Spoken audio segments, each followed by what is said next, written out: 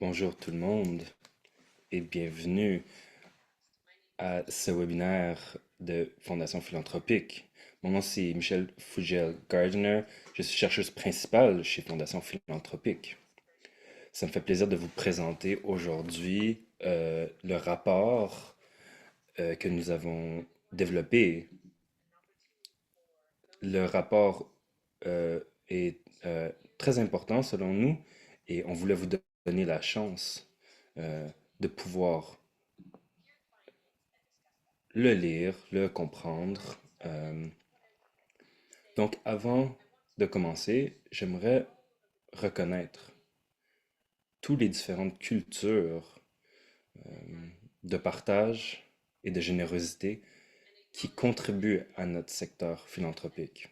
Je veux reconnaître la mosaïque de cultures qui contribuent au Canada aujourd'hui et que l'on veuille vraiment voir cela reflété dans notre secteur philanthropique. Moi, j'ai commencé dans le secteur philanthropique en 2006. J'ai travaillé à la Fondation Gates et ensuite je me suis retrouvé à Trico Foundations à Calgary avant de déménager au Royaume-Uni où j'ai complété mon doctorat. Je regardais les professionnels et le personnel du secteur philanthropique et je voulais vraiment approfondir cette expérience. Et ce rapport sur le paysage canadien de la philanthropie m'a permis de revenir au Canada après 9 ans d'absence et, et c'était intéressant pour moi parce que j'ai pu comprendre le paysage philanthropique du Canada, mais de l'extérieur. Et j'ai comme un point de vue un peu différent. Euh, et je pense que c'est reflété dans notre rapport.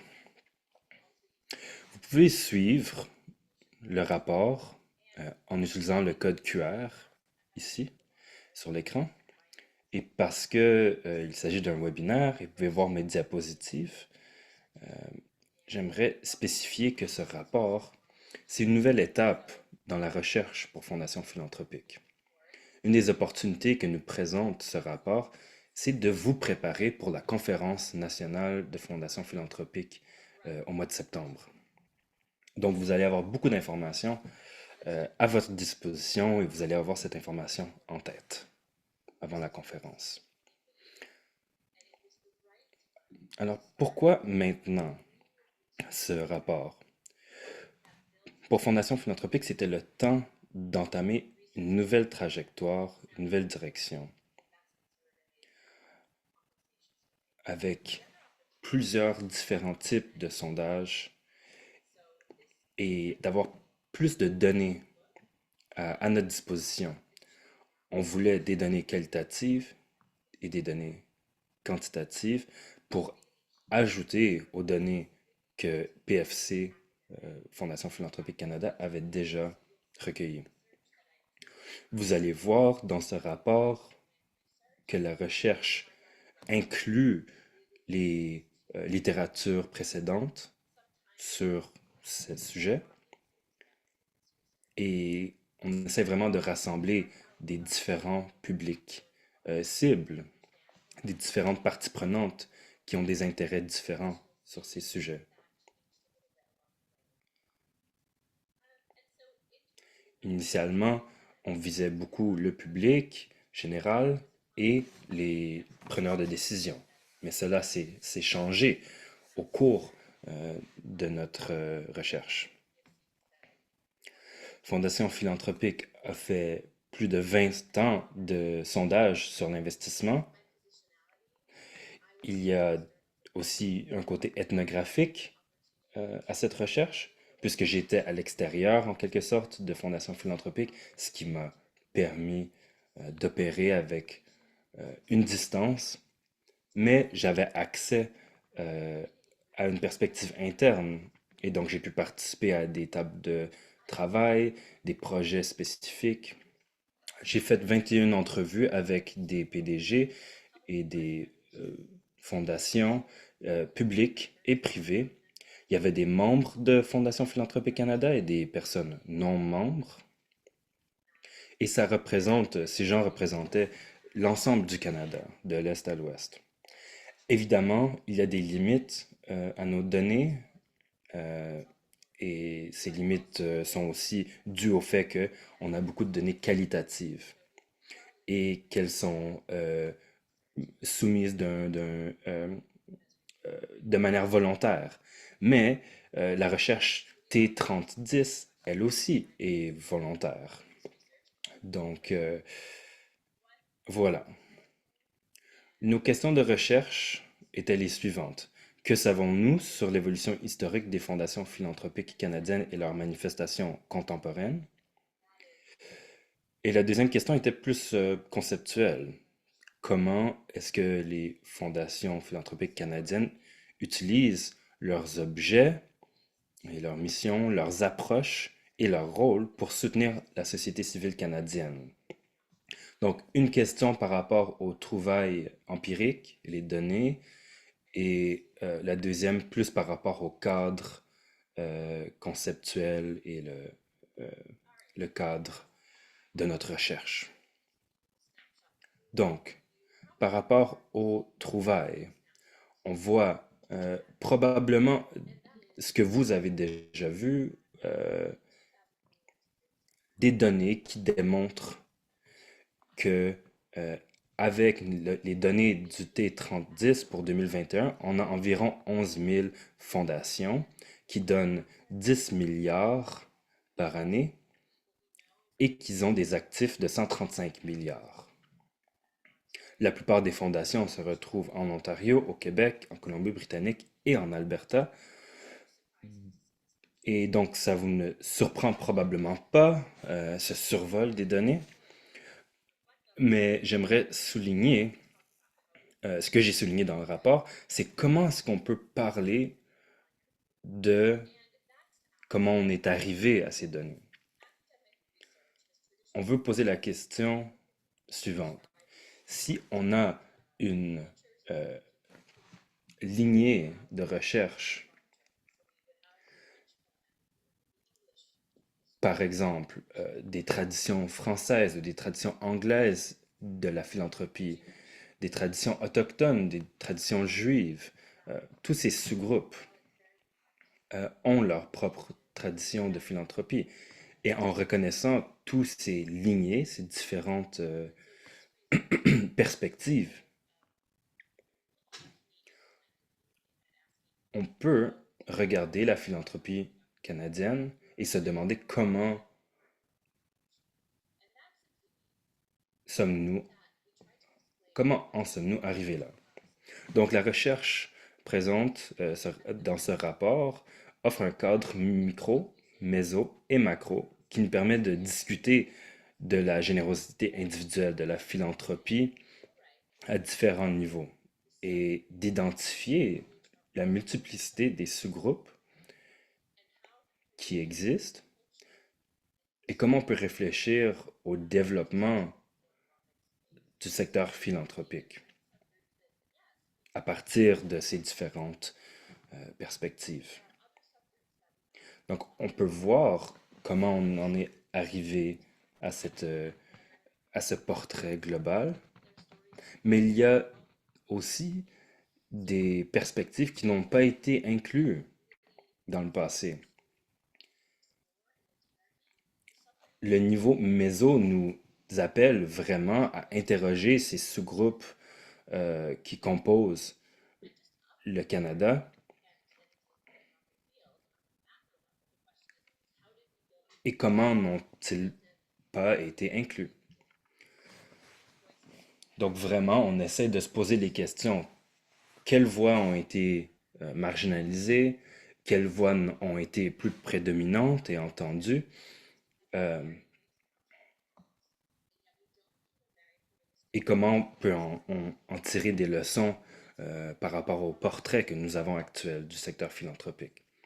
Et c'est ça qu'on essaie d'ouvrir euh, vraiment dans notre recherche.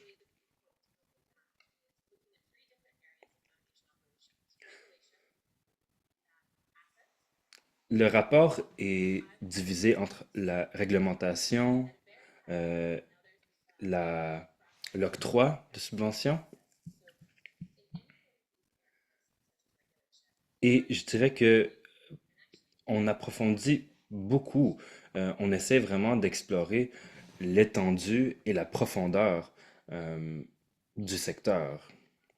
Et ce qu'on est capable de voir en ce moment par rapport à la réglementation et son impact, c'est uniquement euh, la pointe du iceberg.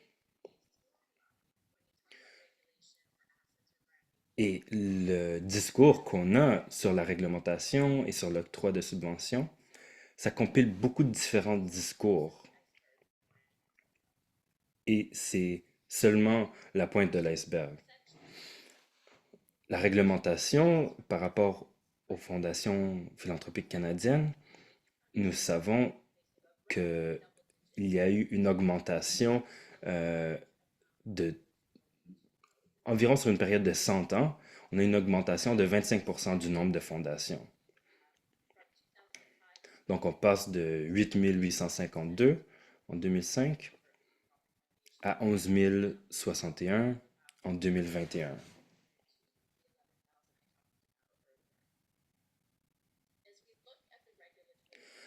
Si on regarde les perspectives et si on retrace l'histoire de la philanthropie, la lignée de la réglementation, la trajectoire de la réglementation nous permet de comprendre comment les fondations ont été régulées à travers le temps, comment elles ont dû s'adapter aussi. C'est important de comprendre ces trajectoires parce qu'au fur et à mesure qu'on introduit des nouveaux véhicules, euh, souvent, ces types de changements et ces types d'adaptations se situent à l'extérieur des véhicules traditionnels. L'augmentation du contingent des versements euh, à 5% a eu un impact. Et la manière dont les fondations appliquaient les différents outils à leur disposition, c'est pertinent. Plusieurs des répondants à nos sondages nous ont dit qu'ils étaient confiants dans le fait qu'ils allaient pouvoir atteindre le contingent des versements.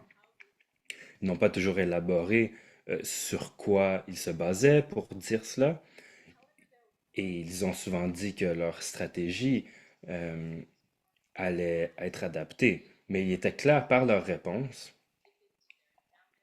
qu'on leur demanderait d'aller chercher euh, dans leur dotation des ressources pour répondre au versement.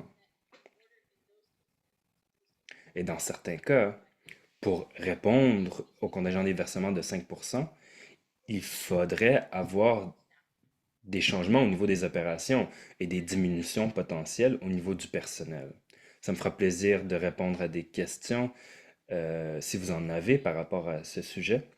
Mais cela veut vraiment dire qu'on doit faire un suivi, les dotations, les versements différés et les diminutions opérationnelles pour comprendre comment les fondations utilisent les outils à leur disposition. Et le dernier point qu'on essaie de faire ici, c'est qu'avec les donateurs non reconnus, 13 sur 21 des personnes des organismes que nous avions sondés avaient déjà subventionné des donateurs non reconnus auparavant.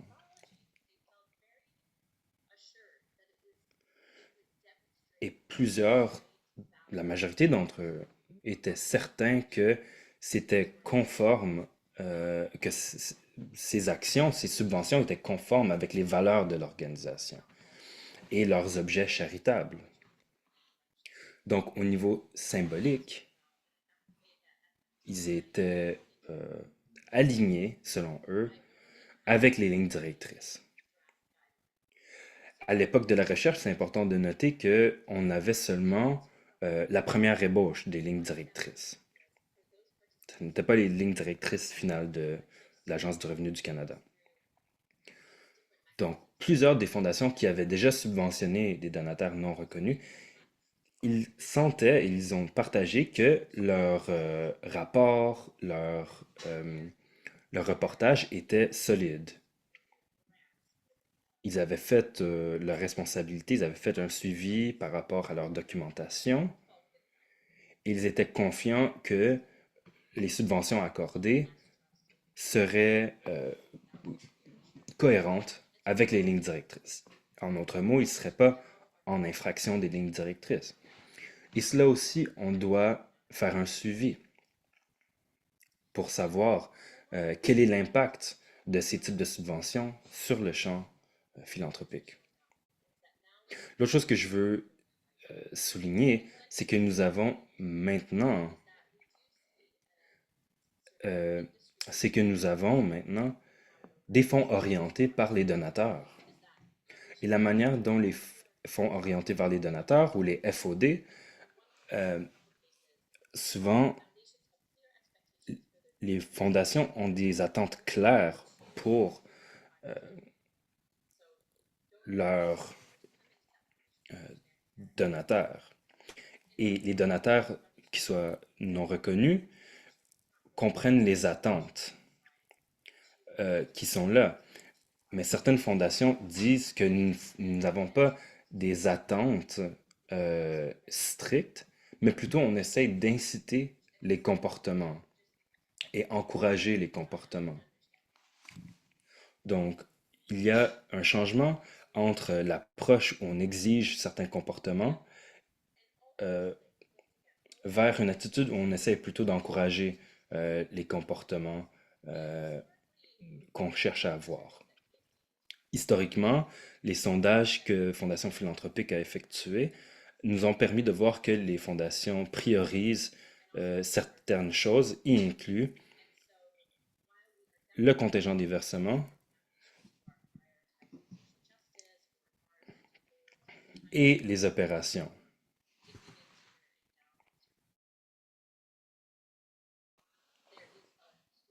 On voit que la préservation du capital réel est aussi une priorité. Mais certains objectifs en matière de justice sociale, en matière d'environnement, euh, on voit que les horizons temporels et l'utilisation des fonds de dotation sont en train de changer. Au cours des 13 dernières années, les dotations ont augmenté de 100 milliards. En 2008, il y avait 35 milliards de dollars en dotation et en 2021, on trouve 135 milliards de dotations. Mais cette augmentation s'est faite dans un environnement de faible taux d'intérêt. Et on a vu une tendance de remplacer les placements dans des titres à revenus fixes par l'achat de titres boursiers. On a vu que les fondations ont déclaré en moyenne des rendements de 7, entre 7 et 8 Mais la croissance n'est pas la même pour toutes les fondations. Si on comprend les sondages entre 1999 et 2020 de fondations philanthropiques, c'est un éventail qui est compris entre moins 1% et 18% de rendement. L'autre tendance, c'est que les fondations utilisent le rendement pour financer leur...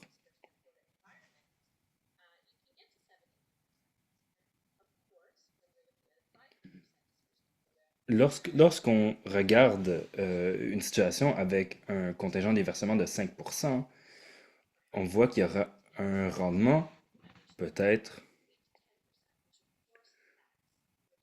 plus élevé. Évidemment, cela va avoir un impact sur les types d'activités que les fondations choisissent euh, et les opérations et le personnel. Entre-temps, il y a eu un discours euh, constant à travers les différentes décennies, mais la mise en œuvre des différentes mesures a été plus lente. En 2003, je pense qu'il y avait 25 sur 66%, euh, pardon, 25 sur 66 fondations qui avaient été sondées qui s'identifiaient comme socialement responsables.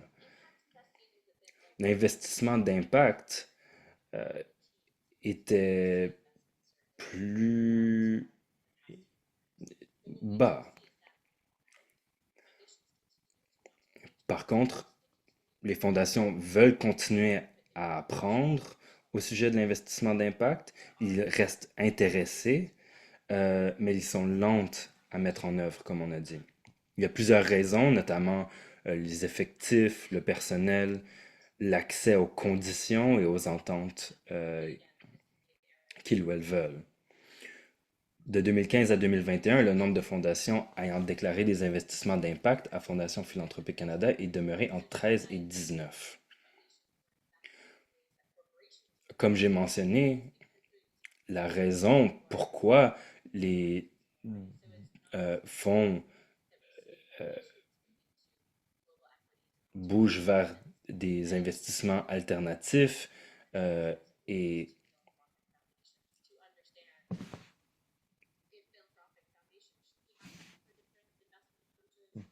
l'achat de titres boursiers plutôt que des titres à revenus fixes, c'est parce qu'ils embauchent des gestionnaires.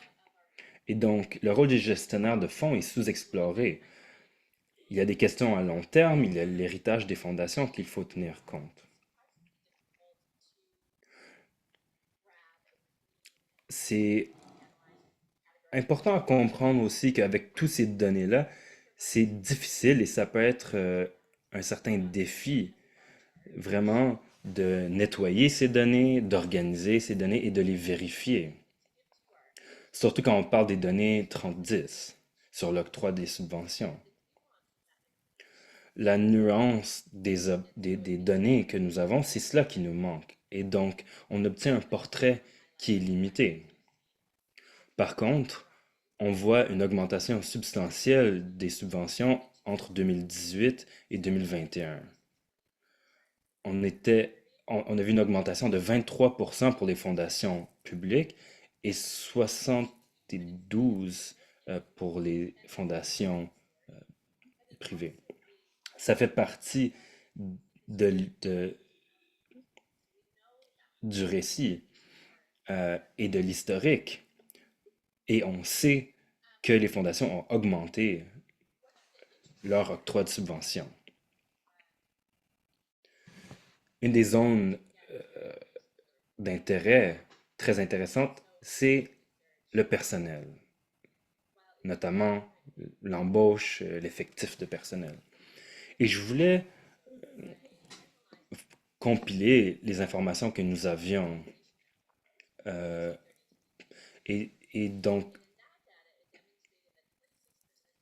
on pouvait voir avec les données que nous avions que 26% des fondations publiques ont déclaré avoir du personnel à temps plein ou à temps partiel. Et pour la même catégorie, c'est seulement 9% des fondations privées qui ont déclaré avoir du personnel à temps plein ou à temps partiel.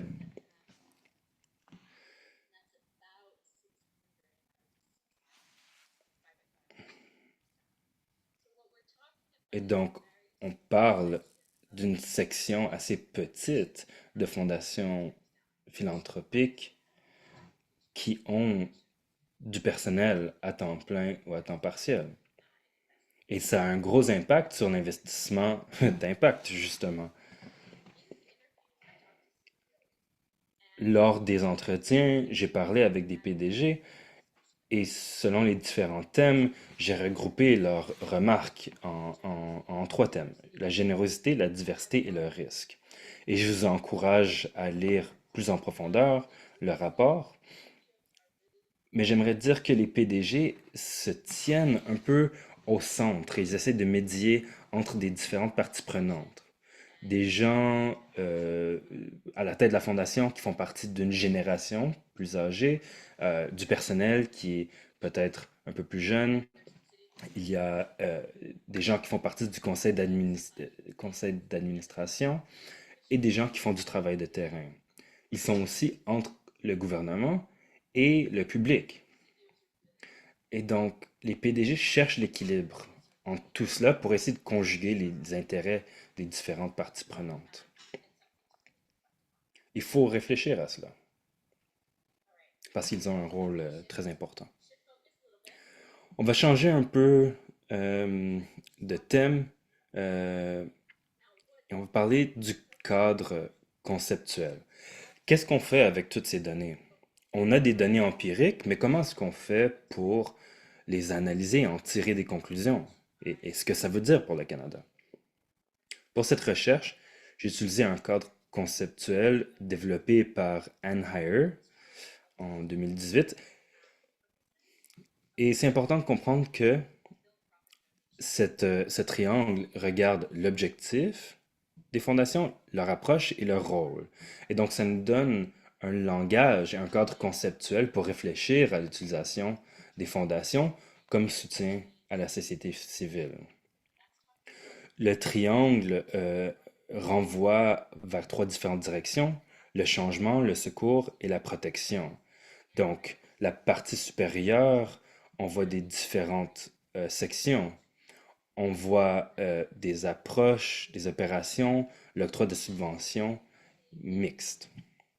Et plus au centre, on voit, et à la base, on voit les activités et les rôles. C'est-à-dire, est-ce qu'ils innovent?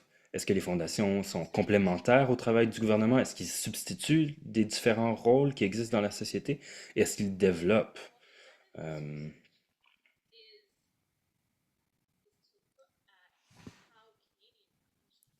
et donc, si on mettait à jour euh, ce schéma,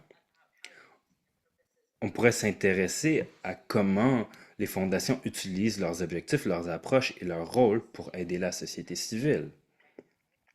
Et si on regarde à l'extérieur du triangle, plutôt que de regarder les points euh, à chaque angle du triangle, on peut regarder la relation entre ces différents points.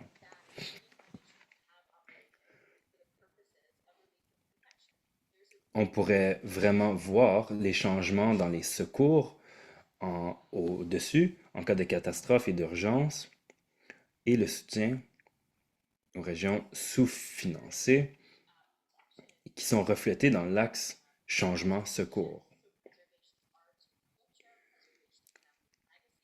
On pourrait aussi comprendre l'axe changement-protection qui reflète la façon dont les normes et les comportements fondés sur le changement sont en tension avec les croyances et les pratiques philanthropiques traditionnelles.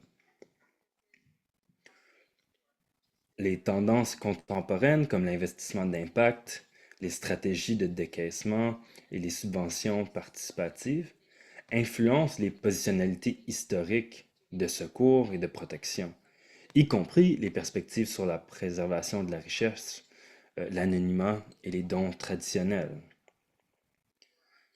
Il y a ces manières que les fondations ont toujours opéré et le changement vient vraiment faire évoluer tout cela.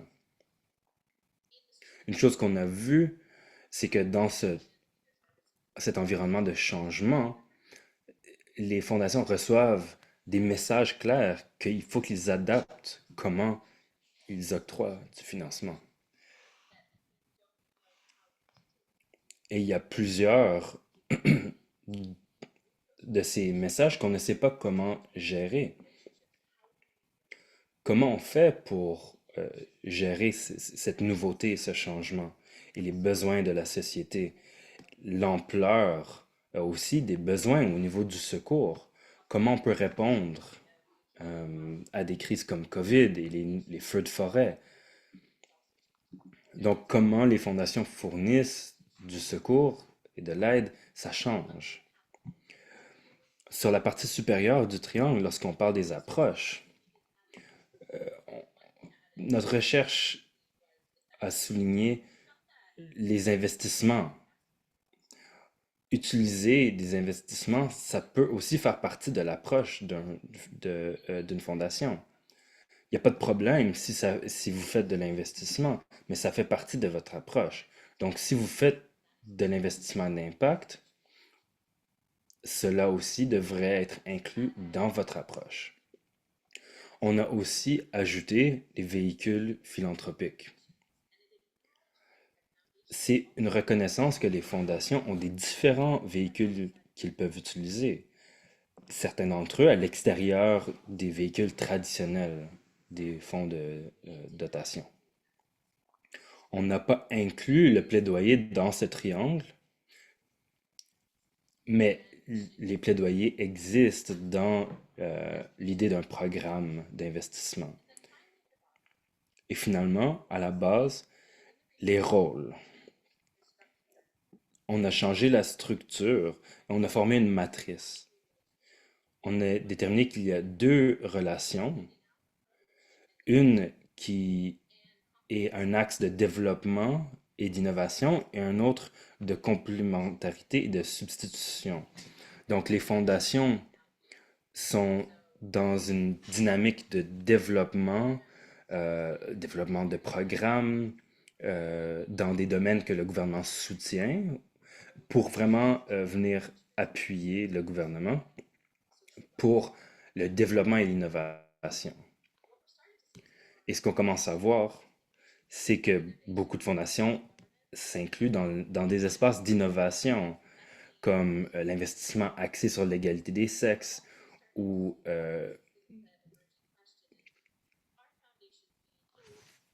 d'autres types de innovateurs. Il y a aussi des participants qui ont dit qu'ils financent, par exemple, des banques alimentaires ou qu'ils réagissent aux manquements euh, qu'ils voient dans la société plus qu'ils le faisaient avant. Et donc, ils cherchent à substituer ou à être complémentaires euh, à des rôles que le gouvernement occupait auparavant, ou occupait beaucoup plus auparavant. Finalement, l'innovation et la substitution. Est-ce qu'il y a des places où les fondations substituent ou innovent par rapport au rôle du gouvernement? Et on peut se poser la question si c'est désirable ou non. Et donc, on a développé cette recherche vraiment avec le public et les décideurs politiques en tête. Parce qu'on se disait qu'ils gagneraient beaucoup à en connaître mieux euh, le domaine de la philanthropie. Mais nous avons réalisé qu'il y a ici, dans cette recherche, quelque chose vraiment pour tout le monde. Il inclut les praticiens, les chercheurs académiques et indépendants, euh, et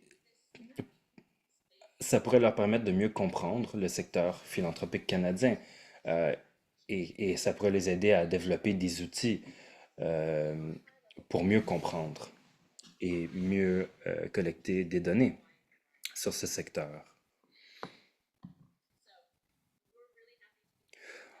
On est vraiment très heureux de se rassembler ensemble pour la conférence nationale entre le 23 et le 25 septembre. Ce rapport, c'est une vraiment belle occasion pour rassembler votre équipe, parler de ces enjeux et Fondation Philanthropique Canada veut vraiment vous inviter dans cet aspect de recherche, vous inviter à participer. Donc, on espère vous voir à la conférence nationale. Merci pour votre écoute et n'hésitez pas à nous écrire si vous avez des questions ou si vous voulez plus d'accès aux ressources. Merci beaucoup.